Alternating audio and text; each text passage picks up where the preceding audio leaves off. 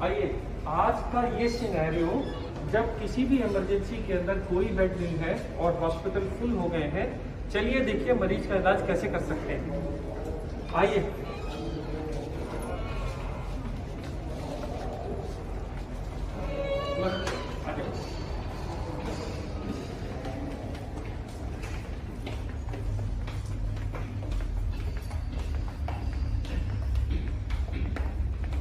आप ऐसे लेट जाइए।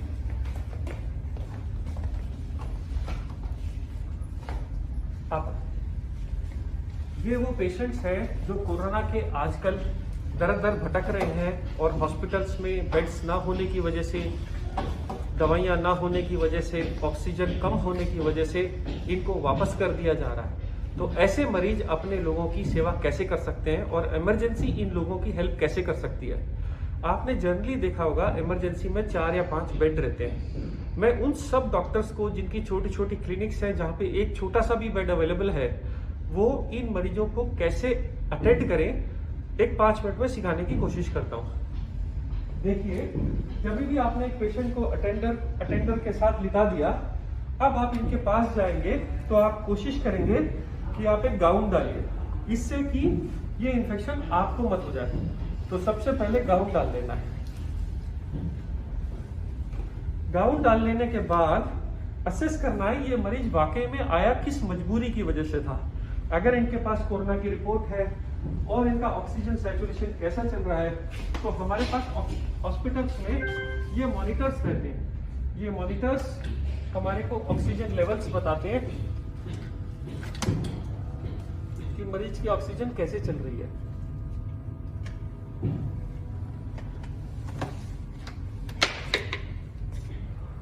ये पल्स ऑक्सीमीटर प्रोब है जो आपको हॉस्पिटल में मिलता है।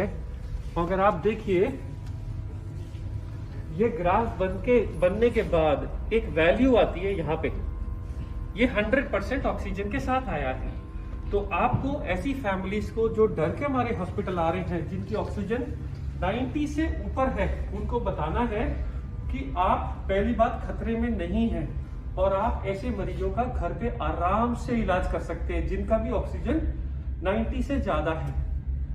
इन लोगों को ज्यादातर एक तो डर और एक खाना ना खाना, वोमिटिंग होना, डायरिया, मोशंस होना और सांस फूलने की तकलीफ होती है, खांसी की। तो सबसे पहले आप इन पेशेंट्स के अटेंडर को समझाना है कि आप मार्केट में मिलने वाले रेगुलर माउथ वॉशेस या घर में गर्म पानी के साथ नमक के साथ गरारे करिए। इसके बाद ये लोग क्योंकि कुछ भी नहीं खाते हैं, इसलिए आपको घर का बना हुआ नींबू पानी, शिकंजवी जिसमें विटामिन सी बहुत अच्छा होता है, या मार्केट में बने बनाए ORS आते हैं जो आप पिला सकते हैं। कोशिश करिए मरीज को 2-2 घंटे पे कुछ ना कुछ देते रहिए। इसके बाद छोटे बच्चों का एक भूख लगने का सिरप आता है, सिप्रोहेप्टिडीन। ये कई नाम से मार्केट में आता है, बहुत अंडर यूटिलाइज्ड है। ये कोरोना का इलाज नहीं है, पर इससे भूख लग जाती है, भूख खुल जाती है। जैसे ही मरीज खाना खाना शुरू कर देता है, वो थोड़ा सा बेटर फील करने लगता है, उसमें फेथ आ जाता है। अब ज्यादातर कोरोना का ट्रीटमेंट जो भी हम हॉस्पिटल में करते हैं, वो उनके बुखार के लिए, छाती में खड़खड़ के लिए, सांस फूलने के लिए होता है। बुखार के लिए कई बार हम लोगों ने समझाया, मार्केट में आने वाली पैरास्टामोल की कई ब्रांड की दवाइयां जो 2 से 3 बार ली जा सकती हैं, 1 बार, 2 बार, 3 बार। अगर छोटा हो, कोई वेट में कम हो, तो गोली को आधा कर दीजिए। ये गोलियां ऑन द काउंटर अवेलेबल है और सेफ है। इसके लिए आपको मेडिकल प्रिस्क्रिप्शन की जरूरत नहीं है। पैरास्टामोल के लिए, एसिडिटी के लिए कई लोग पेंटोप्रोजोल, रेबिप्रोजोल खाते हैं। खांसी के लिए मार्केट में बहुत सारे सिरप आते हैं, सब एक जैसे हैं। अब ये तो हो गया सिर्फ सिम्टम्स का इलाज कि आप अपनी ऑक्सीजन चेक करिए, आप खाना खाइए, आप अपना सैनिटाइजेशन और मुंह साफ रखिए और तकलीफों की इलाज करिए। अब इसके अलावा क्या बचा? इसके अलावा अगर मान लो इसी मरीज का ऑक्सीजन कम होता और मैं बोलता ये ऑक्सीजन सिलेंडर मार्केट में मिलता है, तो इसको कैसे लगाते हैं लोग, बहुत घबराते हैं।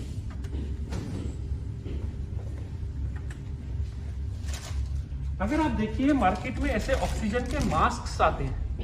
ये मास्क मार्केट में आराम से मिल जाता है। ये मास्क में एक एंड एक पाइप रहता है और दूसरा एंड दूसरा पाइप रहता है। एक पाइप इस मास्क के साथ जुड़ जाता है, लो जुड़ गया। ये वाला पाइप आप ऑक्सीजन सिलेंडर के इस वाले एरिया में लगा सकते हैं। इसके बाद एक नॉब आती है और ये ऑक्सीजन कितने लीटर पे चलानी है ये सबके साथ ये बनाया आता है। जब भी आप लेते हैं तो आप ऑक्सीजन को पहले 2 या 3 लीटर पे खोलिए। इसके बाद आप देखिए इसमें हवा आ रही है कि नहीं। पेशेंट्स को आराम से लिटा के ये ऑक्सीजन मास्क आप कंफर्ट करके लगा दीजिए और ये ऑक्सीजन देखते रहिए। मान लीजिए ऑक्सीजन थोड़ी देर 5 मिनट वेट करने के बाद नहीं बढ़ रही तो आप इसकी वैल्यू थोड़ी और बढ़ा सकते हैं। जैसे जैसे टाइम बीतता जाएगा और ऑक्सीजन इंप्रूव होती जाएगी, हर मिनट के साथ इसको थोड़ा थोड़ा घटाते जाएंगे कि हम 90 तक मेंटेन कर लें, क्योंकि ये सिलेंडर बहुत कम ऑक्सीजन के साथ आते हैं, ये एक दिन में खत्म हो जाते हैं। इसलिए आप कोशिश करिए कि ऑक्सीजन का यूज कम से कम करिए, ज्यादा नहीं। दूसरा, मार्केट में ये छोटे मॉनिटर्स आते हैं पल्स ऑक्सीमीटर बोल के। ये पल्स ऑक्सीमीटर सिर्फ एक बटन के साथ ऑन हो जाता है और ये एग्जैक्ट सेम रीडिंग देता है जो रीडिंग बड़ा मॉनिटर हॉस्पिटल में देता है। आप देखिए ये भी 100% बता रहा है ऑक्सीजन, और ये वाला पल्स ऑक्सीमीटर भी इस पेशेंट की ऑक्सीजन जब मापता है तो वो भी इसको 100 ही बताएगा। पर ये बताने में जब तक ये ट्रायंगल आते हैं फिर ये वैल्यू आनी शुरू होती है। देखिए, तो ये छोटे पल्स ऑक्सीमीटर, बड़े पल्स ऑक्सीमीटर ऑलमोस्ट सेम तरह की इंफॉर्मेशन देते हैं। लोगों का सवाल ये है कि मार्केट में या तो ऑक्सीजन मिल नहीं रही और मिल रही है तो कम है, तो हम क्या करें। तो आप के पास क्योंकि ये ऑप्शन नहीं है या जिस टाइम पे ये ऑप्शन नहीं मिल रहा है, आप मरीज को समझाना पड़ेगा कि आप औंधे मुंह होके लेटिए। 1 तकिया, 2 तकिया, 3 तकिया, इस तरफ तकिया आपकी मर्जी है।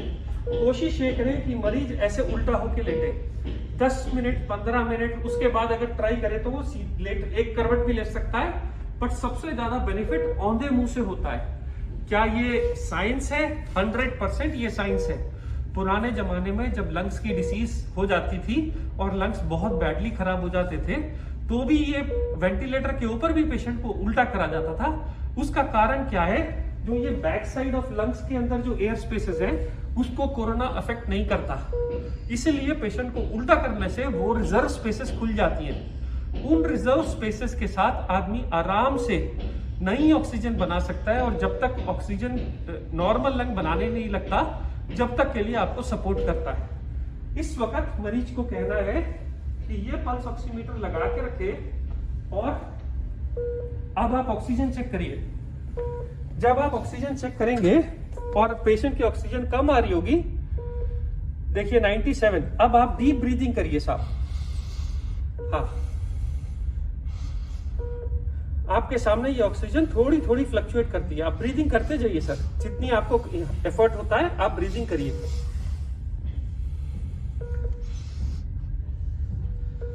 देखिए 97 से 98 हुआ, ब्रीदिंग करते जाइए सर थोड़ी थोड़े। 99 हुआ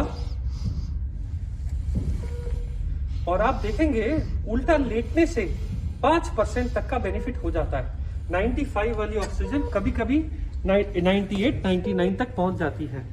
सिर्फ बगैर ऑक्सीजन के एक दिन में आधे से 2 घंटा उल्टा लेटने से बहुत फर्क पड़ जाता है। पर लोग पूछेंगे क्या ये इनफ है, क्या इसके अलावा और कोई ट्रीटमेंट है? जी हाँ है। बहुत सारी मार्केट में आज की तारीख में रेमडेसिविर इंजेक्शन के बारे में चल रहा है, ब्लैक भी हो रही है, शॉर्टेज भी हो गई है। पर आज तक के साइंस के किसी भी स्टडी के अंदर रेमडेसिविर से जान बचते नहीं देखा गया। फिर ये क्यों बिक रही है और क्यों दी जा रही है और क्यों अप्रूव हुई है FDA के थ्रू? क्योंकि हमारे पास स्टार्टिंग में इसके अलावा ज्यादा कोई दवाई नहीं थी। अगर आप डाटा में जाइए तो सच्चाई ये है कि दुनिया में आज तक सिर्फ 2 दवाइयां बनी हैं जो कोरोना में लोगों की जान बचाती हैं, जिसमें सबसे पहली दवाई का नाम है स्टेरॉइड का इंजेक्शन। ये स्टेरॉइड का इंजेक्शन जिसकी स्टडी यूके में हुई थी, इसको कहते हैं डेक्सामीथासोन। ये ना तो ब्लैक हुआ, ना लोग इसके पीछे भागे। क्यों नहीं भागे? क्योंकि अगर आप इसकी एमआरपी देखिए, ये 10 रुपए है। डेक्सामीथासोन के ऊपर यूके ने स्टडी निकाली है और पूरे वर्ल्ड में ये स्टेरॉइड दिया जाता है। ये इंजेक्शन रेमडेसिविर से ज्यादा जान बचा रहा है, और ये मैं ऑन रिकॉर्ड बोल रहा हूं। रेमडेसिविर से ज्यादा इफेक्टिव ये इंजेक्शन है, पर ये सब मेडिकल गाइडेंस के अंडर ही दिया जाता है। इसलिए रेमडेसिविर के पीछे भागना छोड़िए।